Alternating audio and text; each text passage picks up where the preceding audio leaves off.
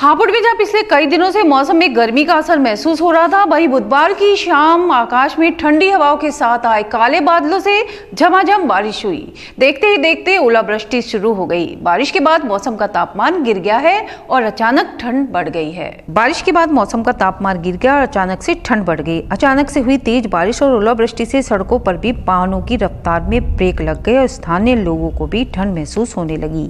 ठंड से बचाव के लिए जितना अब गर्म कपड़े पहनकर लोग निकल रहे हैं, उतना ही हापुड़ में मात्र 30 मिनट तक हुई बारिश और ओलावृष्टि से सड़कों पर पानी भर गया, जिससे आने जाने वाले यात्रियों को काफी परेशानियों का सामना करना पड़ा।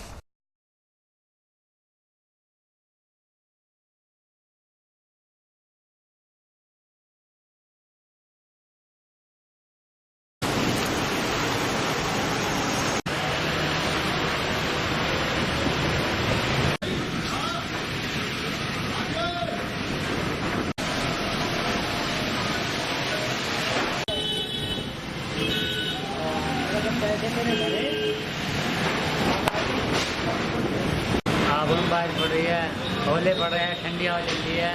लोग वहाँ घर पर बाहर निकल रहे हैं। गर्म कपड़े पहनो, गर्म कूलर पहनो, हवा चल रही है ठंडी।